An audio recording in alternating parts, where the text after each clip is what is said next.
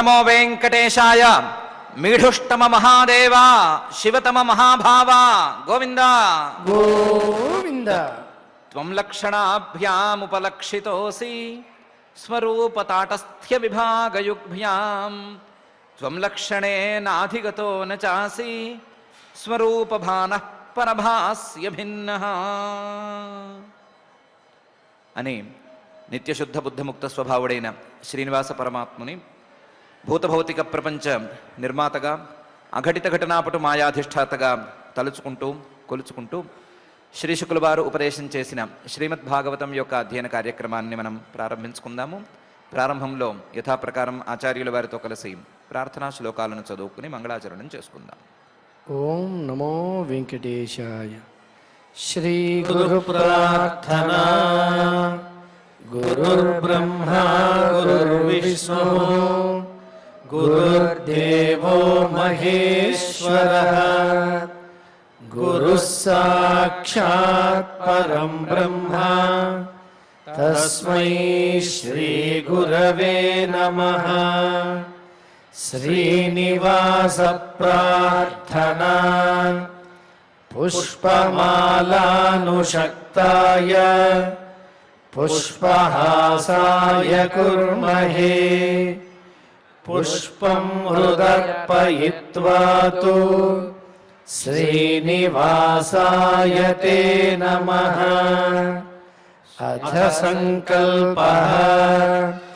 శ్రీమదాదివరాహ క్షేత్రే విరాజమానస్య నిత్యశుద్ధ బుద్ధ ముక్త స్వభావస్య లీలాగృహీత విగ్రహస్య శ్రీ పద్మావతి జానేః అనుగ్రహేణ అస్మాకం సర్వేషాం బుద్ధిశుద్ధ్యర్థం విద్యాభివృద్ధ్యర్థం భక్తి జ్ఞాన వైరాగ్యాది తదనుకూల సర్వసంపత్సమృద్ధ్యర్థం శ్రీ పరమేశ్వర ప్రీత్యర్థం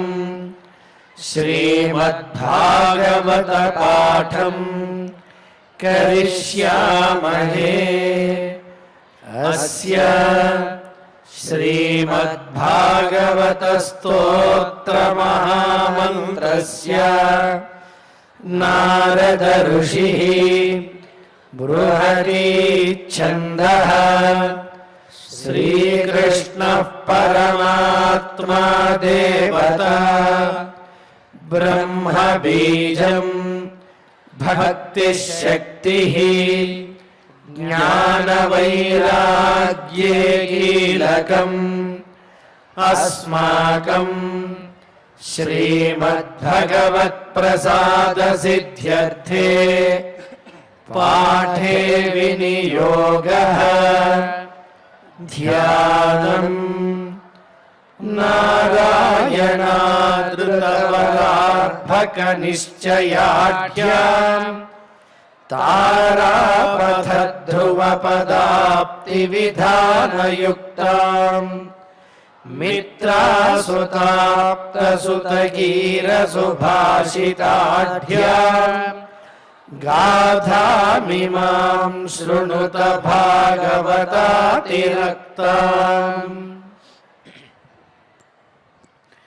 శ్రీ గురుభ్యో నమః. వీరభద్రుడు కొట్టిన దెబ్బలకి అంగాలన్నీ దెబ్బతినున్నాయి. దేవతలకి ఋత్విక్కులకి మిగతా వాళ్ళందరికీను.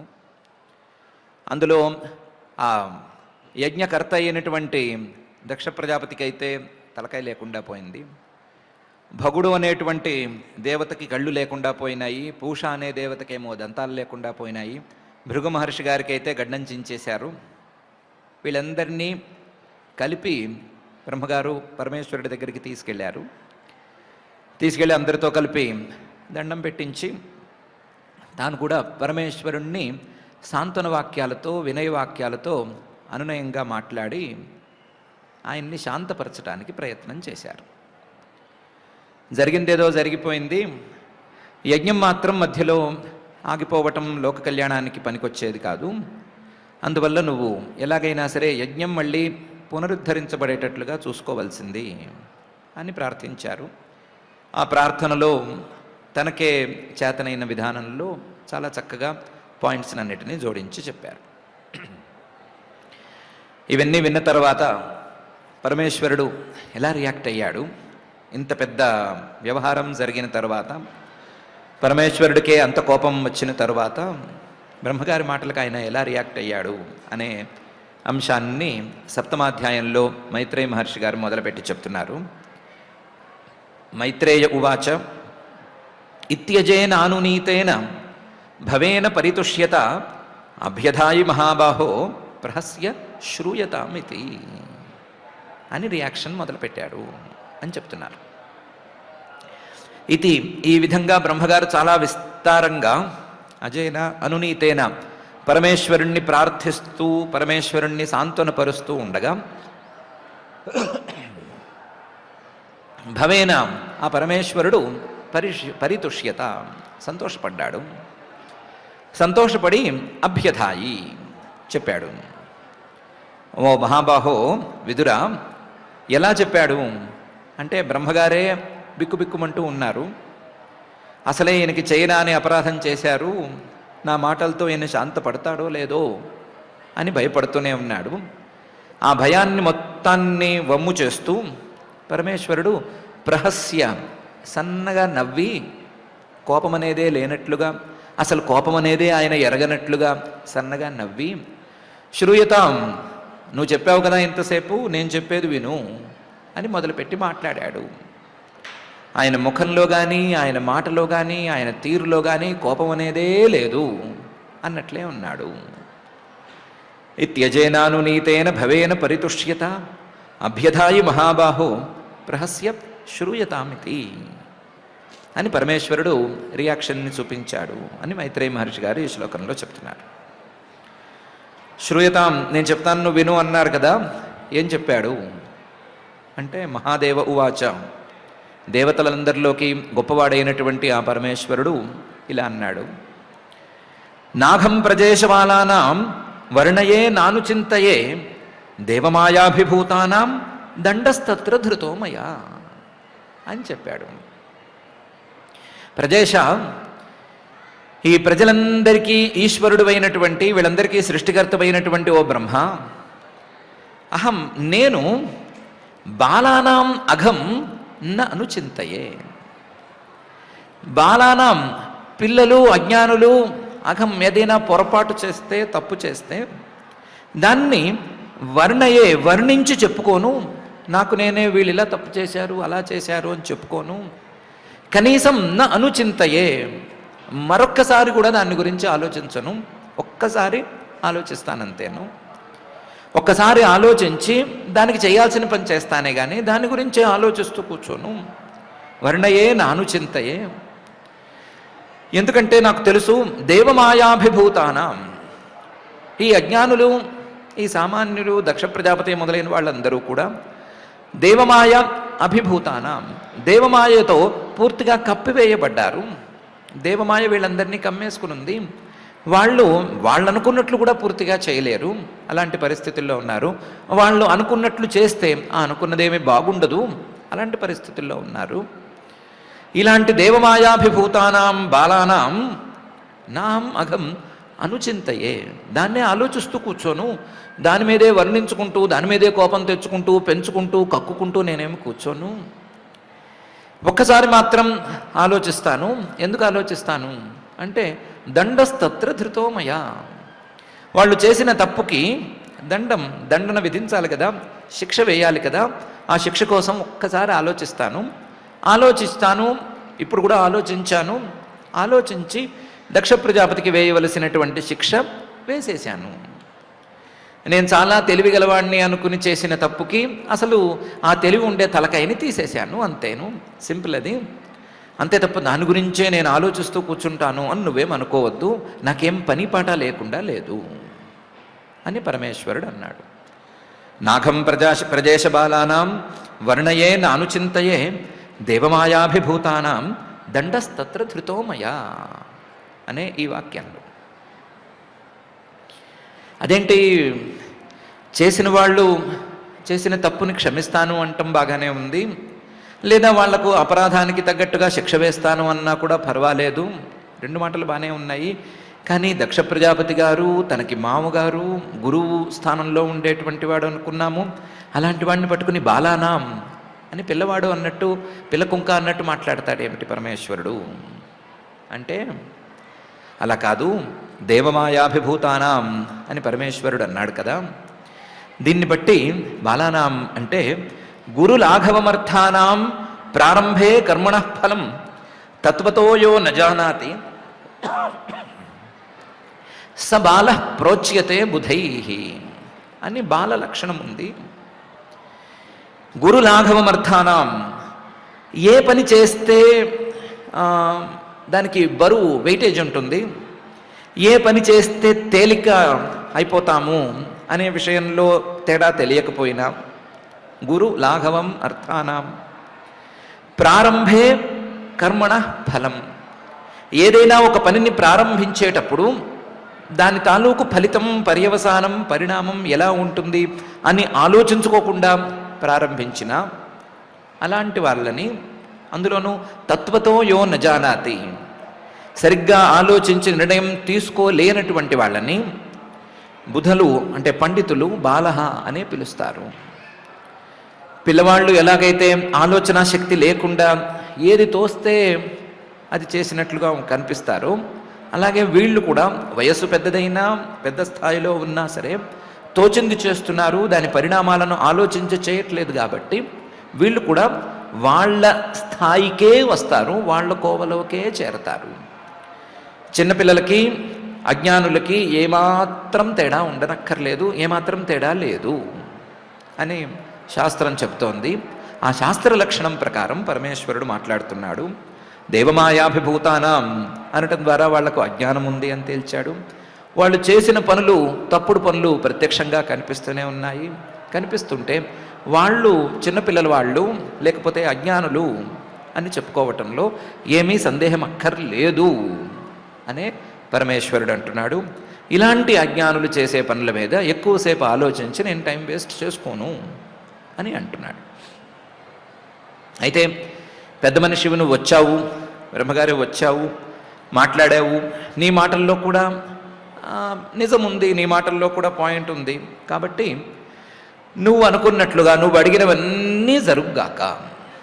ప్రజాపతేర్ దగ్ధశీర్ష్ణ భవత్వజముఖం శిర మిత్రస్య చక్షుషే క్షేత భాగం స్వం బర్హిషో భగ అని అందులో చిన్న మార్పు మాత్రం జరిగి తీరాలి అని పరమేశ్వరుడు చెప్పాడు. నువ్వు అనుకున్నట్లుగా దక్ష ప్రజాపతి గారు మళ్ళీ బతకాలి, బతికి యజ్ఞాన్ని పూర్తి చేయాలి. పూర్తి చేయాలి అంటే ఆయన తలకాయని దక్షిణాగ్నిలో వేసేశాడు ఆ వీరభద్రుడు. దక్షిణాగ్నిలో పడిన ఆ తలకాయ కాలిపోయింది కాబట్టి మళ్ళీ అది రావటానికి వీల్లేదు. కాబట్టి దాని స్థానంలో ఇంకొక తలకాయ పెడదాము. ఏ తలకాయ పెడదాము అంటే నందీశ్వరులు వారు ఇంతకు ముందే వాక్కురిచ్చారు కదా, బస్తముఖోచిరాత్ అని ఎలాగో శాపం పెట్టాడు కదా, కాబట్టి ఒక మేక తలకాయ ఆయనకి అతికించండి, అతికిస్తే ఆయన మళ్ళీ పునరుజ్జీవితాన్ని పొందుతాడు. ప్రజాపతే దక్ష ప్రజాపతి గారికి దగ్ధశీర్ష్ణ తలకాయ కాలిపోయింది కాబట్టి భవతు అజముఖం శిర మేక తలకాయని ఆయనకి అతికించండి, మేక తలకాయతో ఆయన బతకొచ్చు. తర్వాత భగుడు అనేటువంటి దేవతకి కళ్ళు పీకేశారు, ఆయన కళ్ళు లేకుండా ఎట్లా అని అన్నారు కదా, పీకినవి ఎక్కడ పారేశారు మళ్ళీ దొరకట్లేదు, పైగా పీకిన తర్వాత చాలాసేపు అయిపోయింది కదా, దాన్ని ఇప్పుడు మళ్ళీ పెట్టినా సరే అతుక్కోదు, కాబట్టి మిత్రస్య చక్షుషా ఈక్షేత ఆ భగుడికి నేను వరమిస్తున్నాను, ఆ భగుడు సూర్యుడి కళ్ళతో చూసుగాక. మిత్రస్య చక్షుషా ఈక్షేత భగుడికి పెట్టినప్పుడల్లా, భగుడికి యజ్ఞభాగాన్ని సమర్పించినప్పుడల్లా ఆ యజ్ఞభాగాన్ని ఈ భగుడు అనేటువంటి దేవత సూర్యుడి కళ్ళతో చూస్తాడు. మిత్రస్య చక్షుషా ఈక్షేత భాగం స్వం బర్హిషో భగ బర్హిష యజ్ఞంలో తనకు ఇచ్చేటువంటి భాగాన్ని భగః భగుడు అనేటువంటి దేవత స్వం భాగం తన భాగాన్ని మిత్రస్య చక్షుష ఈక్షేత సూర్యుడి కళ్ళతో చూడని. సూర్యుడి కళ్ళు భగుడికి కూడా ఉపయోగపడతాయి, లేదా మిత్రుడి కళ్ళు భగుడికి కూడా ఉపయోగపడతాయి అని పరమేశ్వరుడు ఆయనకి వరమిచ్చాడు. కళ్ళు పెట్టడం అనేది ఇప్పుడు అయ్యే పని కాదు, ఆయనకి చూపు ఇవ్వటం అనేది జరిగే పని అని తేల్చాడు. ప్రజాపతేర్దగ్ధశీర్ష్ణ భవద్వజముఖం శిరః మిత్రస్య చక్షుషే క్షేత భాగం స్వం వరేషో భగః అని. తర్వాత ఆయనకి పూష అనే దేవతకి పళ్ళు రాలగొట్టేశారు. మరి ఆయన పరిస్థితి ఏంటి? దేవతలందరికీ ఫ్రాక్చర్లు అయినాయి, రకరకాల ఇబ్బందులు ఉన్నాయి. వాటివేంటివి అంటే దానికి చెప్పాడు, పూషాతు యజమానస్య దద్భిర్జక్షతు పిష్టభుక్ దేవా ప్రకృత సర్వాంగా ఏమ ఉచ్ఛేషణం దదుహు అని.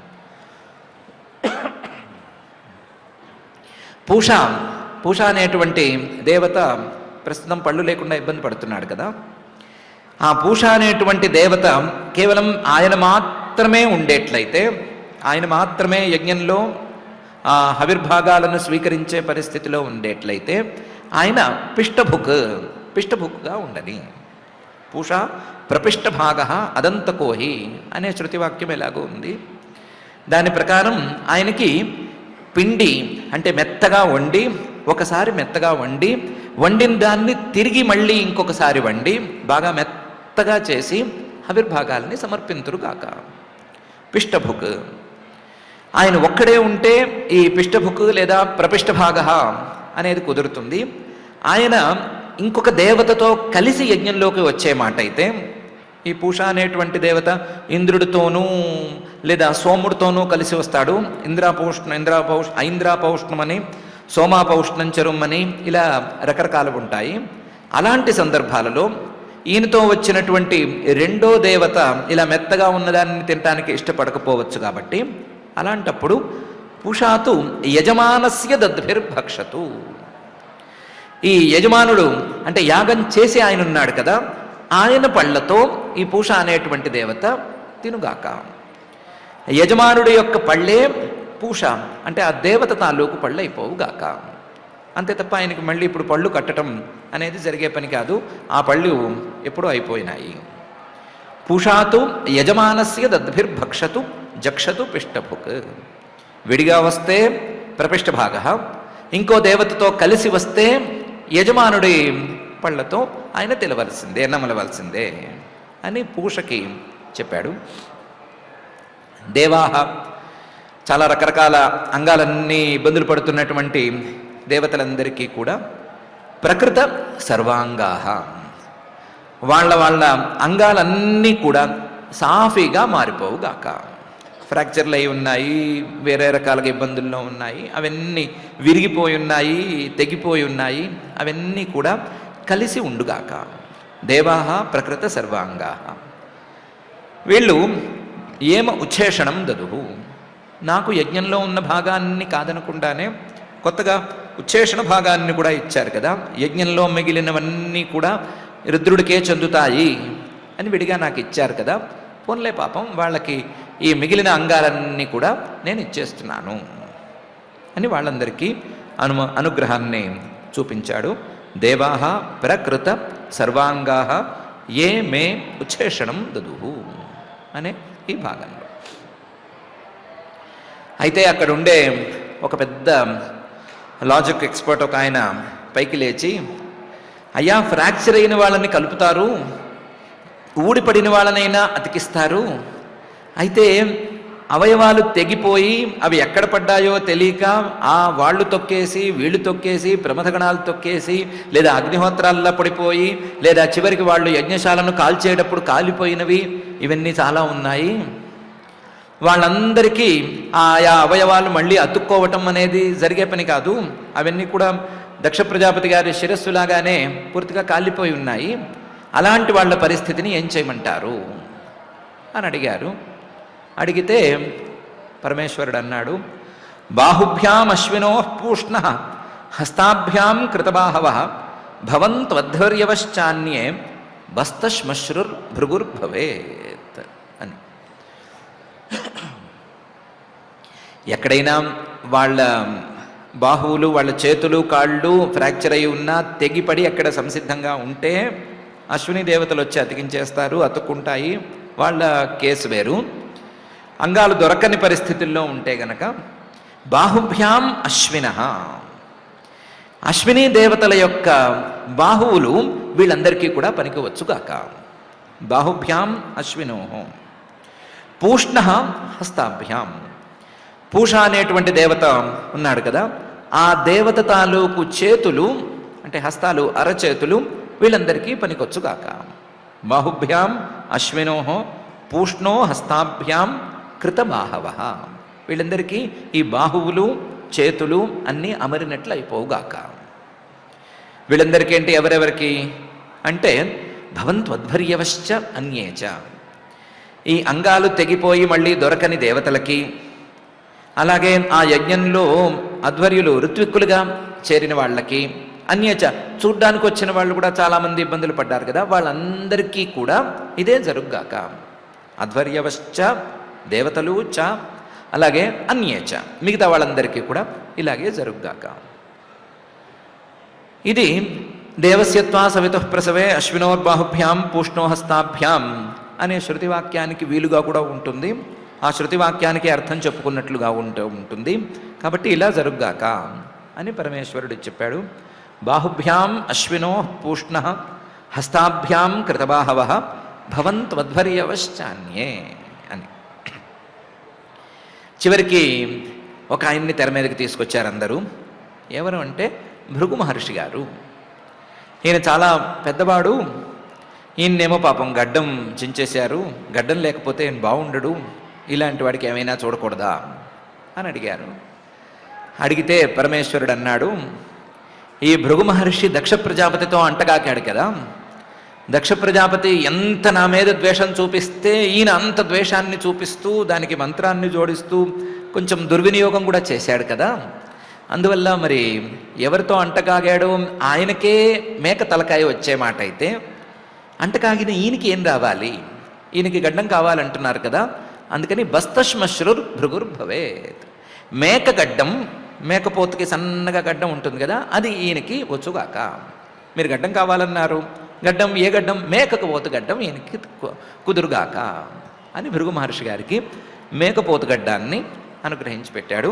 దక్ష ప్రజాపతి గారిది మేక తలకాయి, ఆయనతో కూడా ఉండి అంటకాగిన భృగు మహర్షి గారికి మేకపోతు గడ్డం, అంటే రెండు చక్కగా మ్యాచ్ అవుతాయి, బాగుంటాయి అని పరమేశ్వరుడు చెప్పాడు. బాహుభ్యాం అశ్వినో పూష్ణ హస్తాభ్యాం కృతబాహవ భవంత్వధ్వర్యవశ్చాన్యే బస్తశ్మశ్రు భృగుర్భవేత్ అనే ఈ శ్లోకంలో. ఇలా పరమేశ్వరుడు చెప్పంగానే ఏం జరిగింది అని మైత్రేయ మహర్షి గారు పైన చెప్తున్నారు. మైత్రేయ ఉవాచ తదా సర్వాణి భూతాని శ్రుత్వా మీఢుష్టమోదితం పరితుష్టాత్మభిస్తాత సాధు సాధ్విత్యథా బ్రువన్.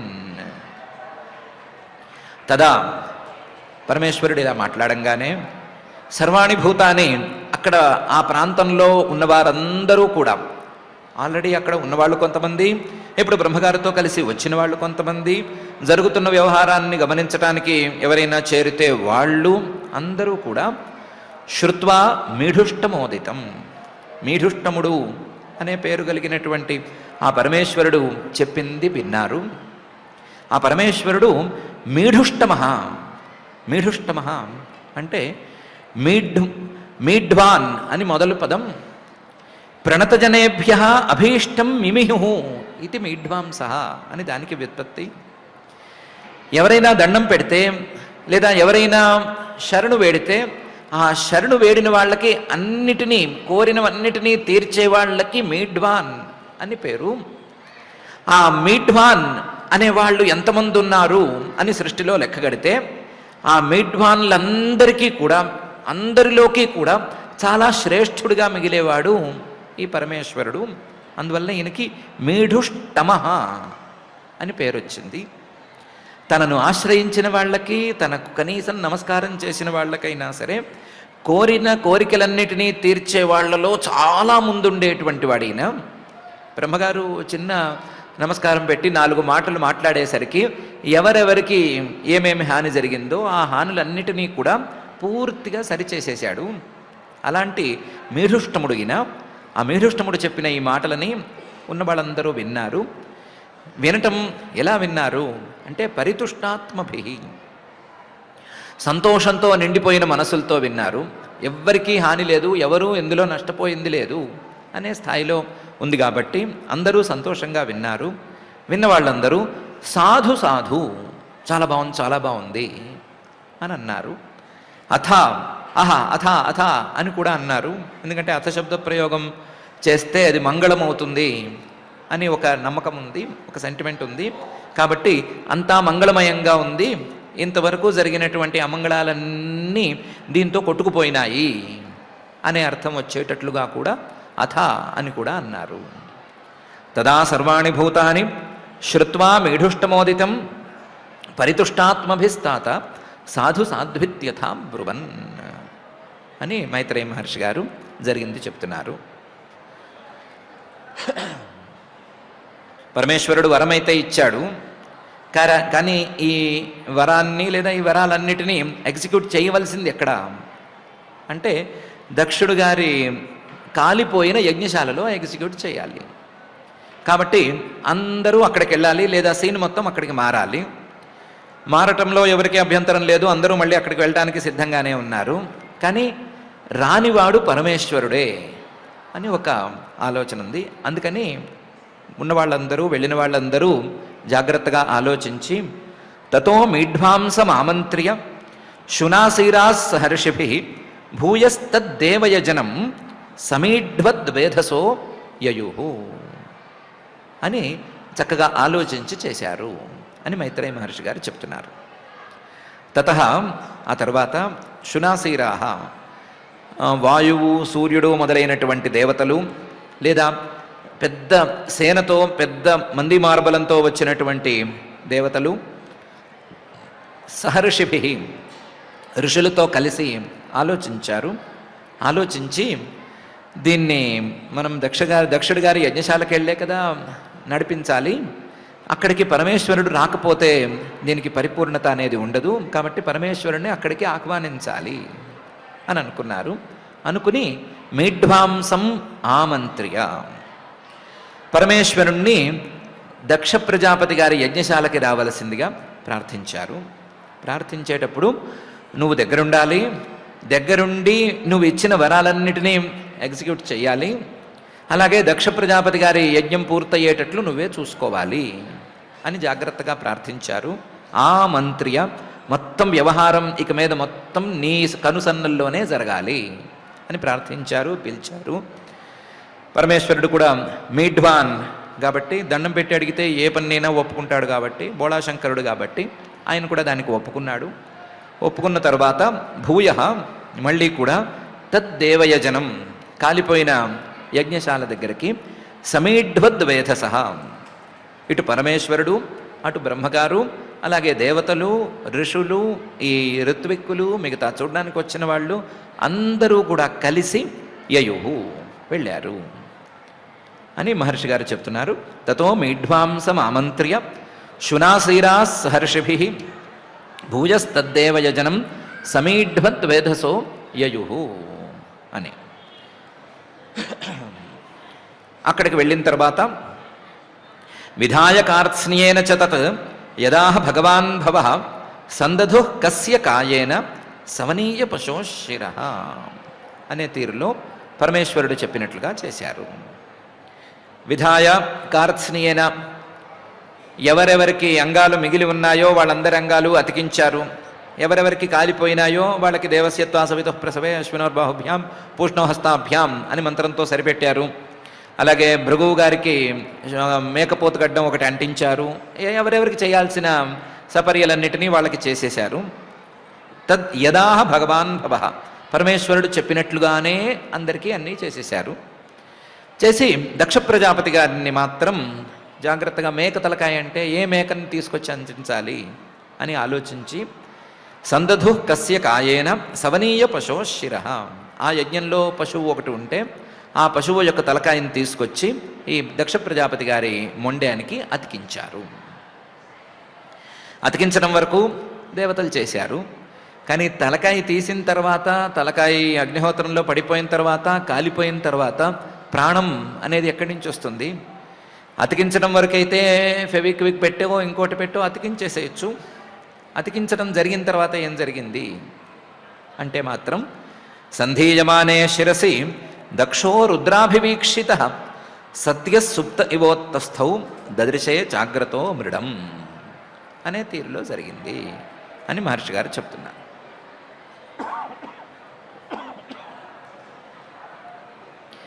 సంధీయమానే శిరసి, దేవతలు మేకతలకాయ అతికించంగానే దక్ష, ఆ దక్షుణ్ణి రుద్రాభివీక్షిత, పరమేశ్వరుడు ఒకసారి తన అనుగ్రహ దృష్టితో చూశాడు. ఆయన ఆగ్రహ దృష్టితో చూస్తే అంతా భస్మమే, ఏం మిగలదు. కానీ ఆయన అనుగ్రహ దృష్టితో దక్షుణ్ణి చూడంగానే దక్ష, ఆ దక్షుడు సత్య సుప్త ఇవోత్తస్థౌ, నిద్రపోతున్నవాడు లేచినట్లుగా వెంటనే లేచాడు. దేవతలు తలకాయ అతికించి ఊరుకున్నారు. పరమేశ్వరుడు ఒకసారి అనుగ్రహ దృష్టితో చూడంగానే దక్ష ప్రజాపతి గారు లేచారు. నిద్రపోతున్నవాడు లేచినంతగా లేచారు. లేచినవాడు ముందు దదృశేచ అగ్రతో మృడం, తన కంటికి ఎదురుకుండా పరమేశ్వరుణ్ణే ముందుగా చూశాడు. కంటికి ఎదురుకుండా ఉన్నాడు, అందరికంటే ముందున్నాడు, ఆయన్నే మొదలు చూశాడు. సంధీయమానే శిరసి దక్షో రుద్రాభివీక్షిత సద్య సుప్త ఇవోత్తస్థౌ దదృశే జాగ్రత్తో మృడం అని మహర్షి గారు చెప్తున్నారు. మరైతే దక్షుడు మళ్ళీ రుద్రుణ్ణి చూడడం మొదలుపెట్టాడంటే ఈ మామ అల్లుళ్ళకి మళ్ళీ గొడవ ప్రారంభమైందా, గొడవలు మళ్ళీ స్టార్ట్ అయినాయా అంటే అవేం జరగలేదు. తదా వృషధ్వజద్వేష కలితాత్మా ప్రజాపతి శివాలోక భవాదభవత్ శరద్ధద ఇవామలః అనే తీరులో ఆశ్చర్యంగా దక్ష ప్రజాపతి గారి ద్వేషమంతా మటుమాయమైపోయింది అని మహర్షి గారు చెప్తున్నారు. తదా, అంతవరకు వృషధ్వజద్వేష కలితాత్మా ప్రజాపతి ఈ దక్ష ప్రజాపతి గారు వృషధ్వజద్వేష కలితాత్మ, వృషభధ్వజుడు ధ్వజం మీద నందీశ్వరుణ్ణి రెపరెపలాడించుకుంటూ తిరిగేటువంటి ఆ పరమేశ్వరుడి మీద ద్వేషం, బాగా ద్వేషాన్ని కలితాత్మ హృదయమంతా నింపుకుని ఇబ్బంది పడుతున్నటువంటి దక్ష ప్రజాపతి గారు ఎప్పుడైతే పాత తలకాయ పోయిందో, పాత బ్రెయిన్ అనేది కాలిపోయిందో, కొత్త బ్రెయిన్ ఎప్పుడైతే వచ్చిందో, దానితో పాటుగా శివాలోకాత్ పరమేశ్వరుడి యొక్క అనుగ్రహ దృష్టి ఎప్పుడైతే ఆయన మీద పడిందో అప్పుడు తదా అభవత్ శరద్ధృద ఇవామలః, శరత్కాలంలో ఉండేటువంటి శరదృతువులో వానాకాలం పూర్తయిపోయిన తర్వాత ఉండేటువంటి చెరువులాగా, చెరువులోని నీళ్లలాగా చాలా స్వచ్ఛంగా తయారైపోయాడు. వానాకాలంలో ఆ నీరు ఈ నీరు చేరి మొత్తం చెరువు నీళ్లు మట్టి మట్టిగా ఉంటాయి. అదే వానలన్నీ ఆగిపోయిన తర్వాత శరత్కాలంలో ఆశ్వేజ మాసం కార్తీక మాసం వచ్చేసరికి వానలన్నీ ఆగి ఈ చెరువులో ఉండేటువంటి మట్టి మొత్తం కిందకి జారిపోయి చెరువులో నీళ్లు స్వచ్ఛంగా ఉంటాయి. అఫ్కోర్స్ మనలాంటి వాళ్ళం ఉండనిస్తే ఎంత స్వచ్ఛంగా ఉంటాయో అంతే స్వచ్ఛంగా ఈయన మనస్సు కూడా తయారైంది. తదా వృషధ్వజద్వేష కలితాత్మా ప్రజాపతి శివాలోకాదభవత్ శరద్ధృద ఇవామలః అని మహర్షి గారు అంటున్నారు. మనసులో ద్వేషం లేదు, మనసు మొత్తం శాంతమైపోయింది.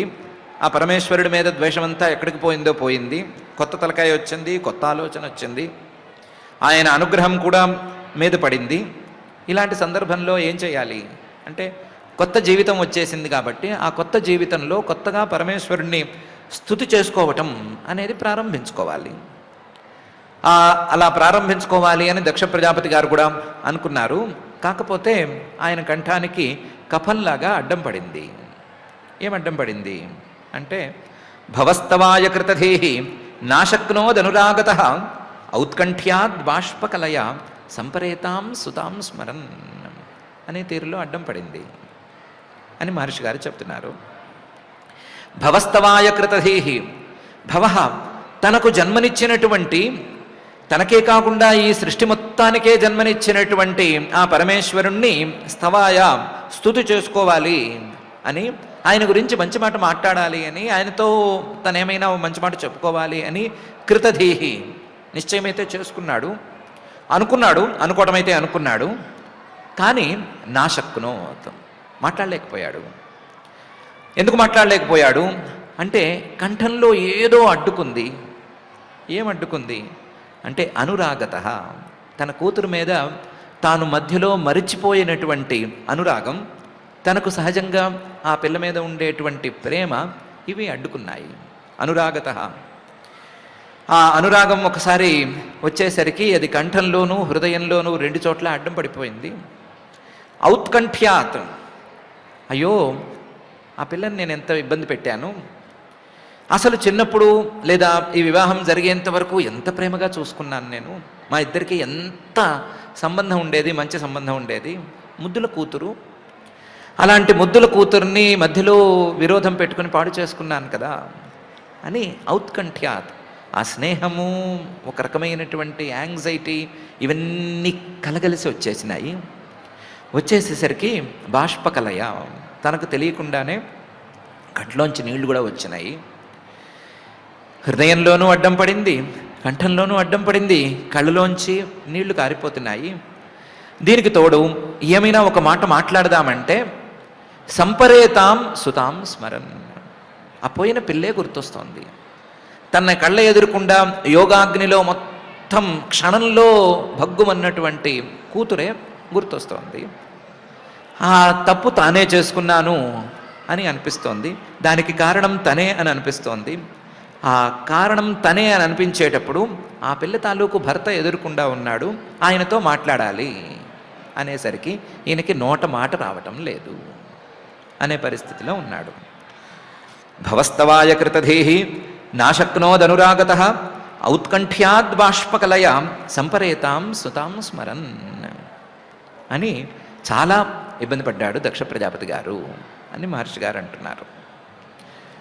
కాకపోతే ఇందులో ఒక చిన్న పాయింట్ ఉంది. పరమేశ్వరుడికి వచ్చిన నష్టం అంటూ ఇందులో ఏమీ లేదు, జరగాల్సింది అదేదో జరిగిపోయింది.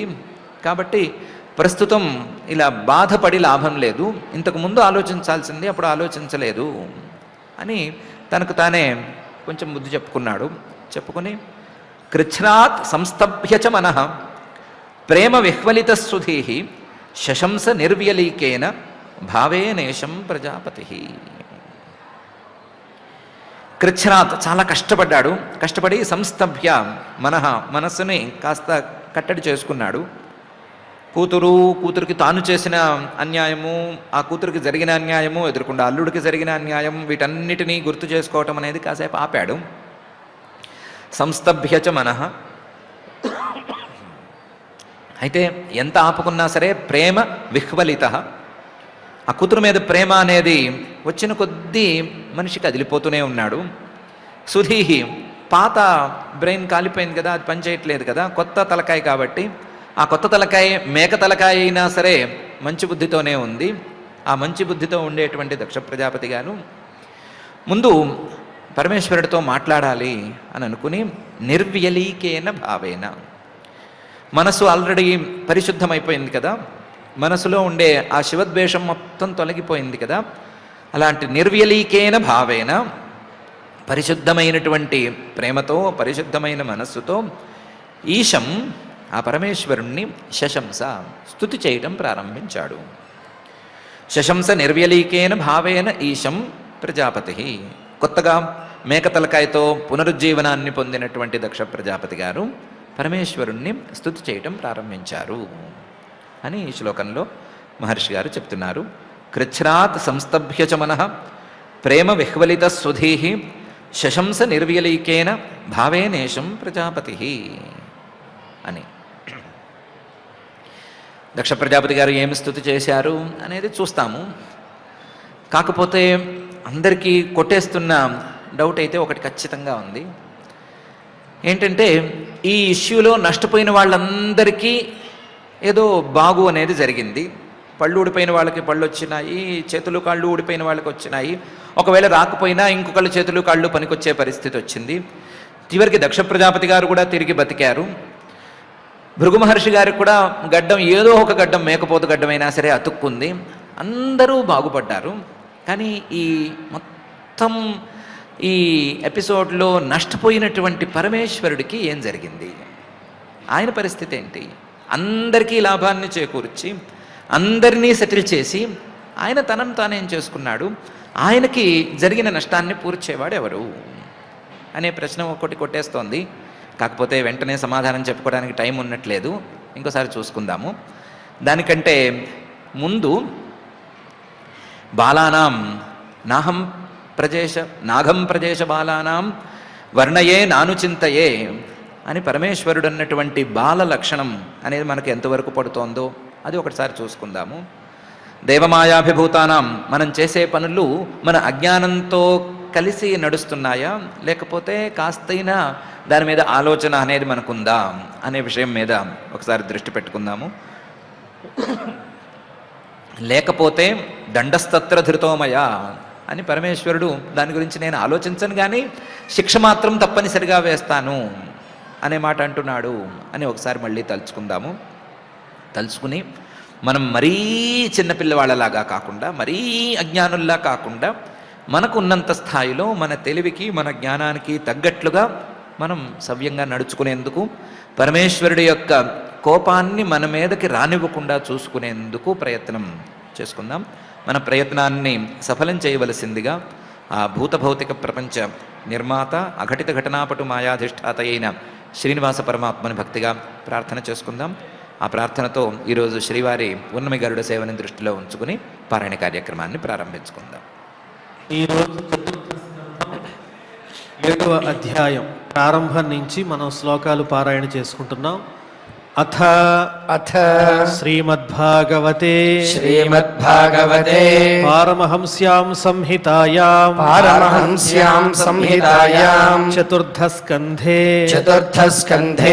సప్తమాధ్యాయే శ్లోకాః మైత్రేయ ఉవాచ ఇత్యజేనానునీతేన భవేన పరితుష్యత అభ్యధాయి మహాబాహో ప్రహస్య శ్రూయతామితి మహాదేవ ఉవాచ నాఘం ప్రజేశ బాలానాం వర్ణయేనానుచింతయే దేవమాయాభిభూతానాం దండస్తత్ర ధృతో మయా ప్రజాపతేర్దగ్ధశీర్ష్ణో భవత్వజముఖం శిరః మిత్రస్య చక్షుషేక్షేత భాగం స్వం బర్హిషో భగః పూషాతు యజమానస్య దద్భిర్జక్షతు పిష్టభుక్ దేవాః ప్రకృత సర్వాంగాః ఏమ ఉచ్ఛేషణం దదుః బాహుభ్యామశ్వినోః పూష్ణో హస్తాభ్యాం కృతబాహవః భవంత్వధ్వర్యవశ్చాన్యే వస్తశ్మశ్రుర్భృగుర్భవేత్ మైత్రేయ ఉవాచ తదా సర్వాణి భూతాని శ్రుత్వా మీఢుష్టమోదితం పరితుష్టాత్మభిస్తదా పరితుష్టాత పరితుష్టాత్మభిస్తాత సాధు సాధ్విత్యథా బ్రువన్ సాధు సాధ్విత్యథా బ్రువన్ తతో మీఢ్వాంసమామంత్ర్య తతో మీఢ్వాంసమామంత్ర్య శునాసీరాः సహర్షిభిః శృణాసీరాः సహర్షిభిः భూయస్తద్దేవ యజనం భూయస్తద్దేవ యజనం సమీఢ్వద్వేధసో యయుః సమేఢ్వద్వేధసో యయుః విధాయకార్త్స్యేన చ విధాయకాత్స్యేన చ విధాయకార్త్స్యేన చ తత్ విధాయకాత్స్యేన చ తత్ యదాహ భగవాన్ భవః యదాహ భగవాన్ భవః సందధుః కస్య కాయేన సందధుః కస్య కాయేన సవనీయ పశోః శిరః సవనీయ పశోః శిరః సంధీయమానే శిరసి సంధీయమానే శిరసి దక్షో రుద్రాభివీక్షితః దక్షో రుద్రాభివీక్షితః సద్యః సుప్త ఇవోత్తస్థౌ సద్యః సుప్త ఇవోత్తస్థౌ దదృశే చాగ్రతో మృడం దదృశే చాగ్రతో మృణం తదా వృషధ్వజద్వేష తదా వృషధ్వజద్వేష కలితాత్మా ప్రజాపతిః కలితాత్మా ప్రజాపతిః తదా వృషధ్వజద్వేష కలితాత్మా ప్రజాపతిః తదా వృషధ్వజద్వేష కలితాత్మా ప్రజాపతిః శివావలోకాదభవత్ శివావలోకాదభవత్ శరధ్రద ఇవామలః శరధ్రద ఇవామలః భవస్తవాయ కృతధీః భవస్తవాయ కృతధీః నాశక్నోదనురాగతః నాశక్నోదనురాగతః ఔత్కంఠ్యాద్బాష్పకలయా ఔత్కంఠ్యాద్బాష్పకలయా సంపరేతాం సుతాం స్మరన్ సంపరేతాం సుతాం స్మరన్ కృచ్ఛ్రాత్స్తం స్తభ్య చ మనః కృచ్ఛ్రాత్ సంస్తభ్య చ మనః ప్రేమ విహ్వలిత సుధీః ప్రేమ విహ్వలిత సుధీః శశంస నిర్వ్యలీకేన శశంస నిర్వ్యలీకేన భావేనేశం ప్రజాపతిః భావేనేశం ప్రజాపతిః ఇతి ఇతి శ్రీమద్భాగవతే శ్రీమద్భాగవతే పారమహంస్యాం సంహితాయాం పారమహంస్యాం సంహితాయాం చతుర్థస్కంధే చతుర్థస్కంధే సప్తమాధ్యాయే శ్లోకాః సప్తమాధ్యాయే శ్లోకాః. ఓం నమో వెంకటేశాయ.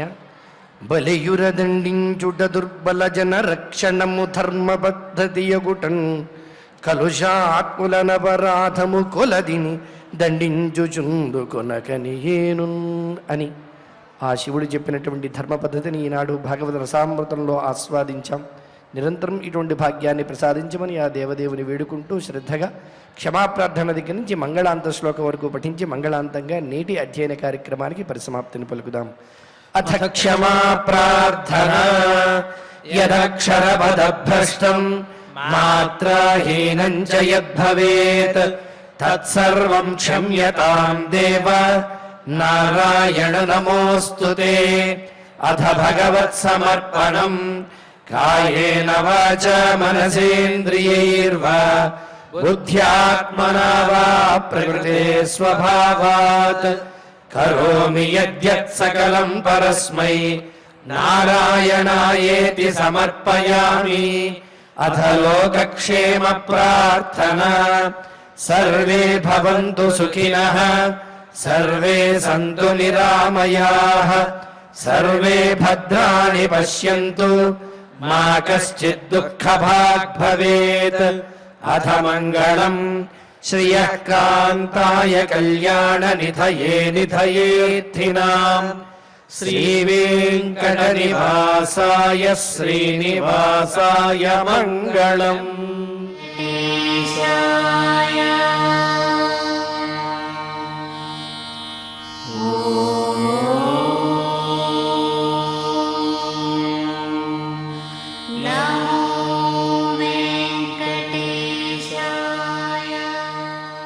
శ్రీ అవధూతాశ్రమము బోధానంద సత్యారామూర్తి ఆర్యుల గోసేవాశ్రమము మరియు వృద్ధాశ్రమము పడాల ఆశ్రమములో గోసేవ, గోవుల దానము స్వీకరించుట, మీ నవగ్రహ దోషములు పోవుటకు గోపూజ చేయబడును. మూలికా వైద్యము, గోపంచగవ్య వైద్యము చేయబడును. యంత్రములు, తావీదులు ఇవ్వబడును. శాంతి హోమములు చేయబడును.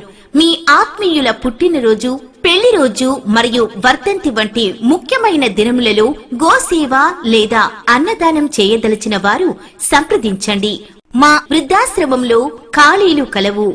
చేరదలిచిన వారు సంప్రదించండి.